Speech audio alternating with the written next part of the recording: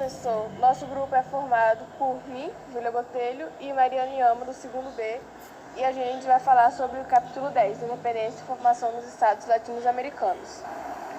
As independências que ocorreram na América Latina se dá graças a diversos fatores, mas um dos principais é porque no século anterior, no século XVIII, ocorreu a Era das Luzes, o Iluminismo. Com essa revolução, vários países, incluindo a Espanha, o antigo regime caiu, deixando o poder sobre as colônias enfraquecidas. Ou seja, as ideias começaram a mudar e essas colônias começaram a buscar por independência. Durante essa época também, ocorreu a Era Napoleônica, onde a França estava à procura de novas terras para o processo de expansão territorial, invadindo países como Rússia, Portugal e a própria Espanha, que era o país que mais possuía terras na América. Os movimentos pela independência foram desencadeados quando a Espanha foi invadida pela França na Era Napoleônica. A dominação francesa desencadeou diversos levantes revolucionários na América que contestaram esse poder. Com a queda de Napoleão, foi assinado o Tratado de Viena, um movimento composto por países de monarquias tradicionais que pretendiam restaurar o antigo regime na Europa, fazendo com que Fernando VII restaurasse a monarquia absolutista espanhola. As elites espanholas começaram a se dividir. Os chapetones, espanhóis que vieram para a América, defendiam a manutenção da colonização. Já os crioulos, filhos de chapetones, buscavam a emancipação da América.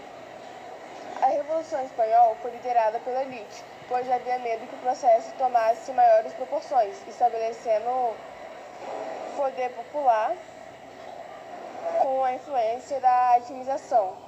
Porque na época, um pouco antes, o Haiti teve uma revolução que veio a partir dos escravizados. E eles tinham medo que isso acontecesse no resto da América, que a população tomasse essa decisão e ficasse por isso.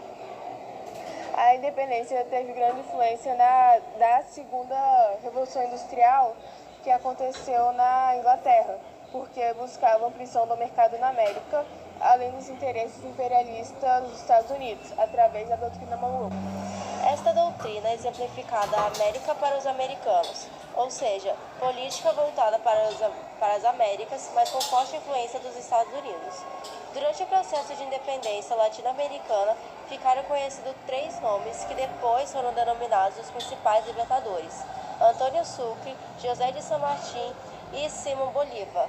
Este último ficou bastante conhecido por idealizar a Carta da Jamaica, que pretendia unir nações latino-americanas em uma única unidade política como forma de manter a soberania das repúblicas recém-conquistadas, proposta que ficou conhecida como pan-americanismo. Essas colônias não incluíam o Brasil, pois eles entendiam que o país estava em processo diferente de independência e que na época também enfrentava suas próprias questões internas. Porém, algumas províncias queriam aderir ao movimento, como por exemplo, que no primeiro reinado houve revolta liberal em algumas províncias, como Rio Grande do Norte e Paraíba. O motivo dos Estados Unidos conseguir tanta influência na política latino-americana, mesmo que os próprios eram contra a influência estrangeira, e porque o pan-americanismo não conseguiu se sustentar, foi o mesmo. Os interesses dos libertadores contrastaram com o interesse dos caudilistas, um grupo formado por grandes latifundiários, uma elite que priorizava interesses individuais e locais. Momento esse que pode ser comparado ao colonialismo no Brasil.